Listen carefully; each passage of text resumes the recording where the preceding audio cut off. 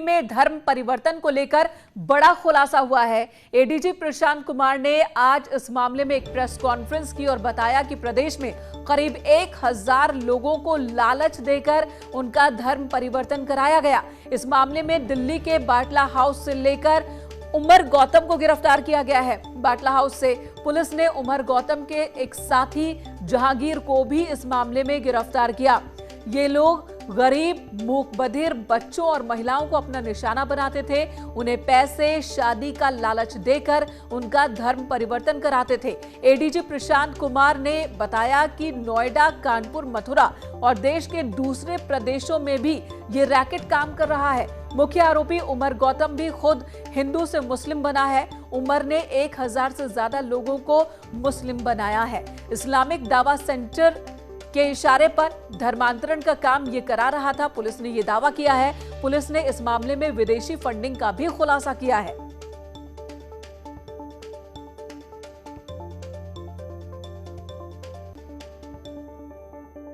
गैर मुस्लिम, मूक बधिर महिलाओं, बच्चों एवं अन्य कमजोर वर्गों के लोगों का बृहद स्तर पर सामूहिक धर्म परिवर्तन कर रहे हैं। उमर ने यह बताया पूछताछ में कि उन्होंने अभी तक लगभग 1000 गैर मुस्लिम लोगों को मुस्लिम धर्म में परिवर्तित कराया है तथा बड़ी संख्या में उनकी मुस्लिमों से शादी कराई गई है। उमर एवं उसके सहयोगियों द्वारा धर्म परिवर्तन हेतु इस्लामिक दावा सेंटर, जो जोगाबाई एक्सटेंशन जामिया नगर में है, वहाँ से इस संस्था का संचालन किया जाता है, जिसका मुख्य उद्देश्य गैर मुस्लिमों का धर्म परिवर्तन कराना है। जो 2 व्यक्ति गिरफ्तार किए गए हैं, उनको संबंधित सक्षम न्यायालय में हम लोग प्रस्तुत कर रहे हैं। इनका आगे भी हम पुलिस कस्टडी रिमांड लेंगे तथा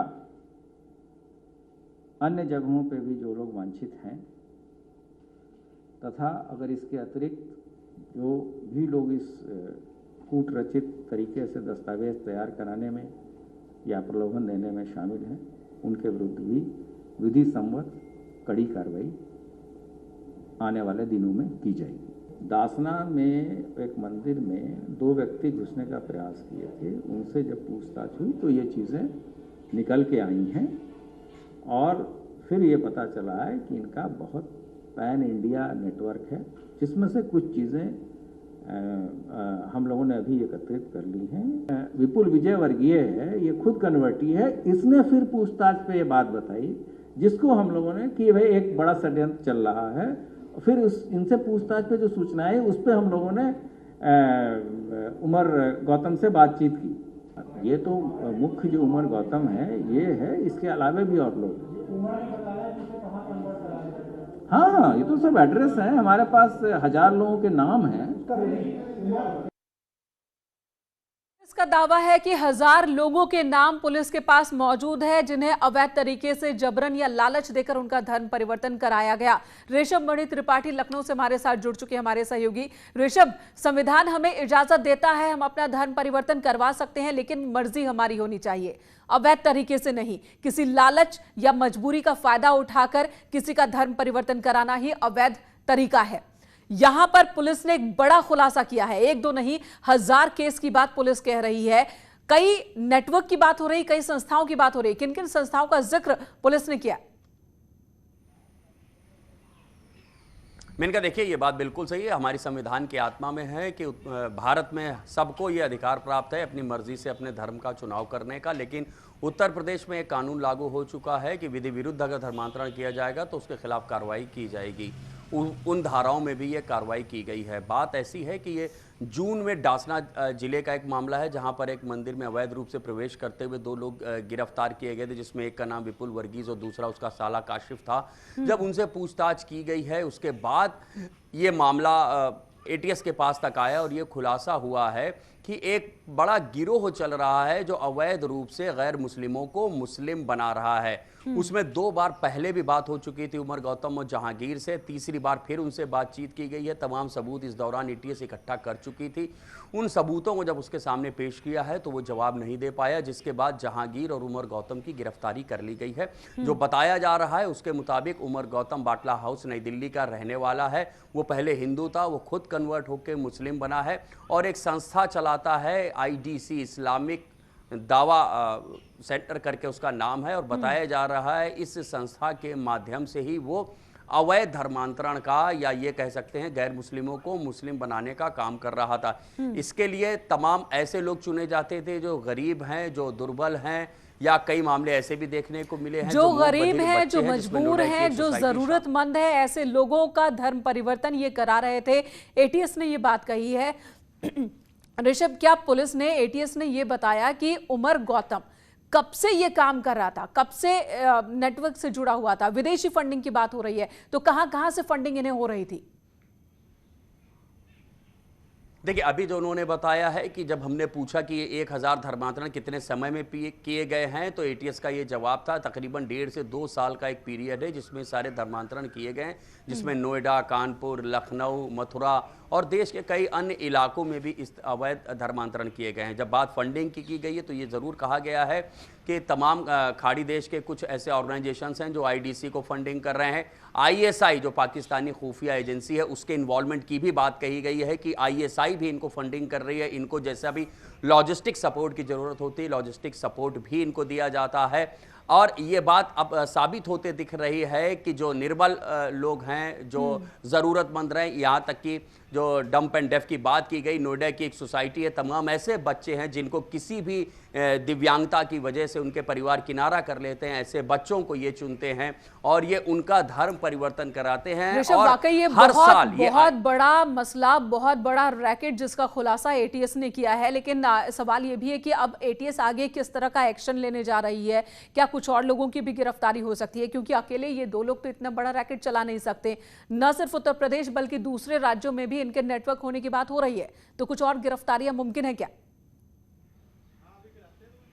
जी मेनका, बिल्कुल कुछ और गिरफ्तारियां मुमकिन है। ये तो भी शुरुआती पूछताछ के बाद इन दोनों को गिरफ्तार किया गया। कौन कौन से लोग फंडिंग कर रहे थे, किन किन शहरों में, किन किन राज्यों में इनकी जड़ें हैं। जो जानकारी मिल रही है, आईडीसी हर साल अपना एक सम्मेलन करता है और उस सम्मेलन में ऐसे लोगों को सामने लाया जाता है, बताया जाता है कि कैसे देखिए हमने इनका धर्म परिवर्तन कराया, इनको गैर मुस्लिम से मुस्लिम में कन्वर्ट किया गया। ऐसे लोगों को रोल मॉडल बताया जाता है, ऐसे लोगों को आइडियल बताया जाता है और लोगों को उनको आइडियल बना के अन्य लोगों को आकर्षित किया जाता है। कई बार प्रलोभन दिया जाता है और यह भी एटीएस ने कहा है कि कई बार दबाव भी दिए जाते हैं। तमाम महिलाओं के धर्म परिवर्तन की बात सामने आई है कि उनका धर्म परिवर्तन कराया जाता है, फिर उनका मुस्लिम युवकों से निकाह करवाया जाता है, जिसके बाद वो खुद मुस्लिम धर्म को ही पालन कर लेती हैं। तो ऐसे कई दबाव की बात भी शामिल है। फंडिंग, एटीएस का दावा है कि उनके पास सबूत है, 1000 नाम होने की बात, और इन 1000 लोगों का धर्म परिवर्तन अवैध तरीके से कराया गया, इसके सबूत एटीएस के पास है। ये दावा एटीएस कर रही है। आगे क्या एक्शन होगा इस पर हमारी नजर बनी रहेगी। अमित राणा भी गाजियाबाद से हमारे साथ जुड़ चुके हैं। अमित, इक्का दुक्का इस तरह के आरोप, इस तरह की शिकायतें पहले भी आती रही अवैध तरीके से धर्म परिवर्तन को लेकर, लेकिन यहां पर 1000 लोगों के धर्म परिवर्तन की बात हो रही है। नेटवर्क बना के बाकायदा एक गैंग चलाने की बात हो रही है। गाजियाबाद में इसकी शुरुआत कैसे होती है, आप बताएं। जी बिल्कुल, आपको बताना चाहूंगा, गाजियाबाद का प्रसिद्ध दासना देवी मंदिर है जिसके महंत हैं यतीनानंद जी महाराज। उनकी हत्या करने के लिए 2 लोग बीती 3 जून को मंदिर में दाखिल होते हैं। जब उनसे पूछताछ की जाती है तो वो अपना नाम कासिफ बताते हैं, दूसरा अपना नाम विपुल विजय वर्गीय बताता है।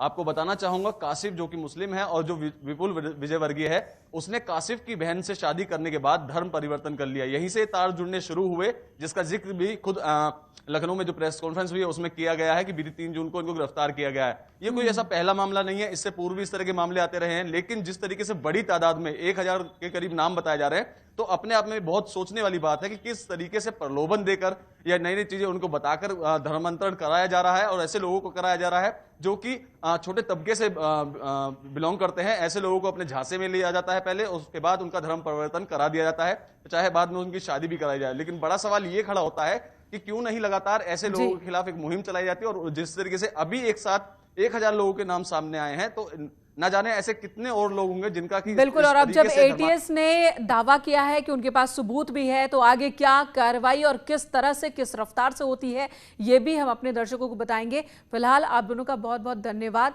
इस वक्त पूरी जानकारी देने के लिए। तो एटीएस का बड़ा खुलासा है अवैध तरीके से धर्म परिवर्तन कराने को लेकर। और अब बात हम वैक्सीनेशन की कर लेते हैं। पूरे देश में वैक्सीनेशन की रफ्तार को गति देने की कोशिश हो रही है। उत्तर प्रदेश में नया लक्ष्य रखा गया है कि हर रोज 7 लाख लोगों का वैक्सीनेशन हो।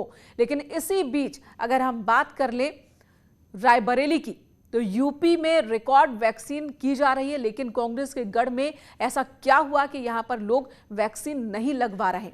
सोनिया गांधी के संसदीय क्षेत्र रायबरेली में अभी तक मात्र 1% लोगों का ही टीकाकरण हो पाया है।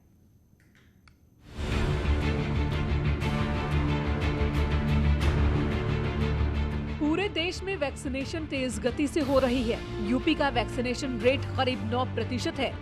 लेकिन देश के वीवीआईपी संसदीय सीट में से एक कांग्रेस की अंतरिम अध्यक्ष सोनिया गांधी के रायबरेली में वैक्सीनेशन दम तोड़ती नजर आ रही है।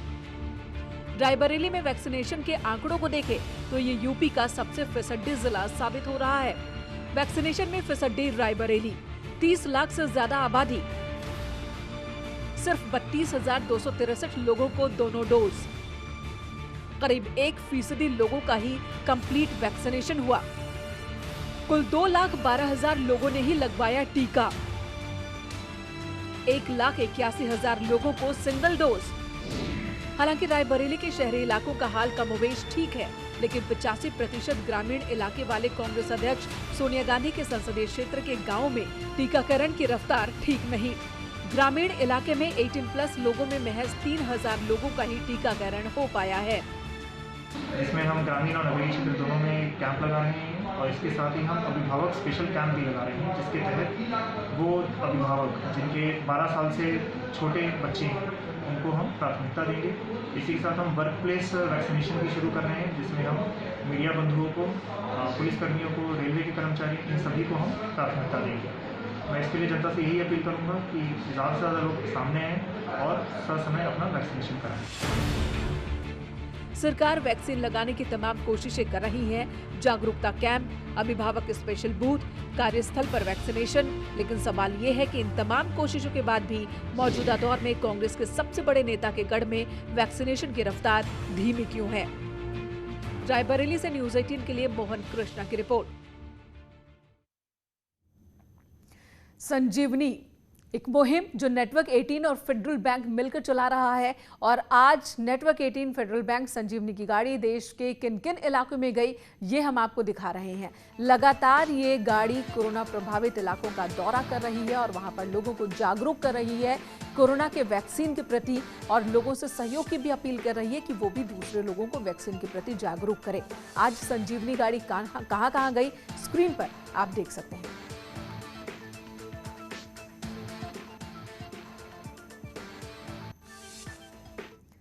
न डरिए न डराइए, सच जानिए और वही बताइए। प्लीज अफवाह मत फैलाइए।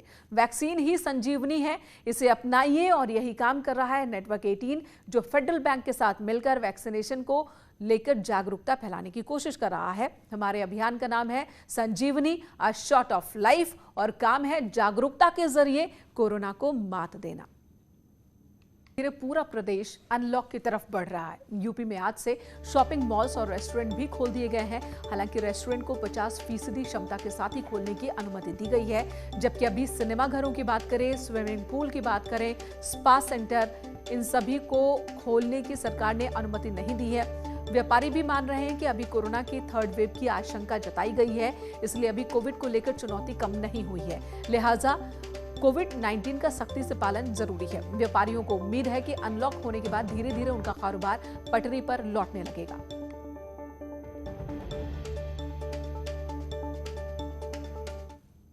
और इस वक्त हमारे सहयोगी अमित हमारे साथ मौजूद है, हिमांशु भी हमारे साथ आगरा से जुड़ चुके हैं, रामगोपाल हमारे साथ मौजूद है इस वक्त, अमित गंजू कानपुर से हमारे साथ मौजूद है, तो रामगोपाल गोरखपुर से। सबसे पहले अमित आपके पास आती हूँ। जब बात होती है व्यापार की तो सबसे पहले कानपुर की याद आती है और कानपुर का जिक्र होता है। यहाँ पर अब जैसे जैसे अनलॉक की तरफ हम बढ़ रहे हैं, कोरोना कर्फ्यू में ढील ज्यादा दी जा रही है, व्यापारियों में किस तरह का उत्साह है और क्या उम्मीद है?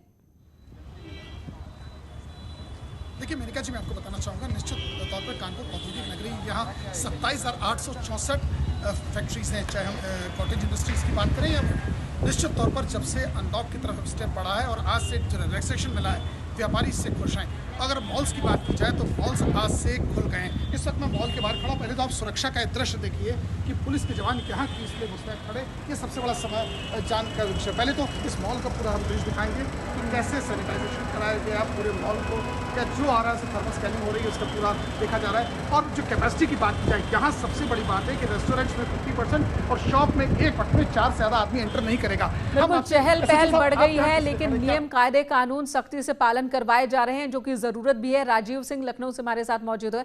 राजीव, वहां पर क्या व्यवस्था, क्या इंतजाम?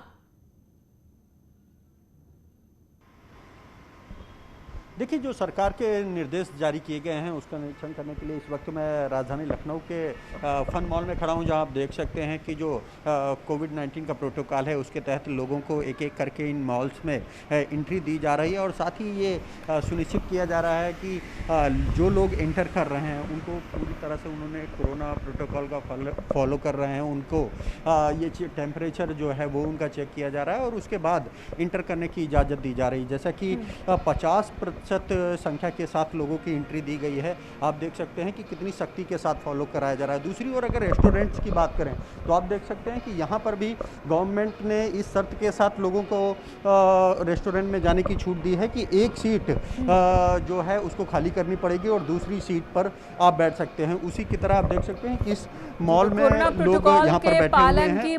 का पूरा इंतजाम यहाँ पर भी देखने को मिल रहा है। हिमांशु का रुख करेंगे, आगरा से हमारे साथ मौजूद है। हिमांशु, पहले वेव के बाद ही जब दुकानें खुली थी तो लोगों ने कोरोना प्रोटोकॉल के बारे में जानकारी ले ली थी और उसका पालन कराया जा रहा था। अब दूसरी लहर के बाद फिर से दुकानें खुली है, व्यापारियों को कितनी उम्मीद? जी बिल्कुल, दुकानें खुल गई थी। अब मॉल खुलने की बात आई है तो मॉल खुल गए हैं, आज से रेस्टोरेंट भी खुल गए हैं। नियमों का पालन कराया जा रहा पूरी तरह से, लेकिन लोग तीसरी लहर की आशंका से खुद ही बेहद सजग है। आप देखिए, विशाल मॉल है ये, बहुत व्यापक मॉल है ये, और जो है ये संजय प्लेस पे स्थित है। और यहाँ आप देख सकते हैं ये जो इलाका है पूरा, ये क्षेत्र पूरा भरा रहता था आम दिनों में, लेकिन कोरोना की लहर के बाद अब देखिए यहाँ एकदम सन्नाटा सा पसरा है। लेकिन जब मॉल खुला है तो कुछ लोग आना शुरू हो गया, कुछ लोगों का, और धीरे धीरे इसी तरह से लोग आएंगे, दिनचर्या सामान्य होगी लोगों की। लेकिन जागरूकता बेहद जरूरी है, 2 गज की दूरी और मास्क है जरूरी, इसका पालन करना ही होगा। बिल्कुल, और कहीं लापरवाही की तो डॉक्टर्स जानकार लगातार यही कह रहे हैं कि तीसरी वेव को रोक कोई नहीं पाएगा अगर हम लापरवाही करते हैं। तो जरूरत है कि यहाँ पर कोरोना प्रोटोकॉल का पालन हो। रामगोपाल हमारे साथ गोरखपुर से मौजूद है। रामगोपाल, वहां की भी तस्वीर दिखाइए। अब जब मॉल्स और रेस्टोरेंट्स को भी खुलने की इजाजत मिल गई है, खुल गई हैं आज दुकानें, तो ऐसे में वहां की तस्वीर क्या?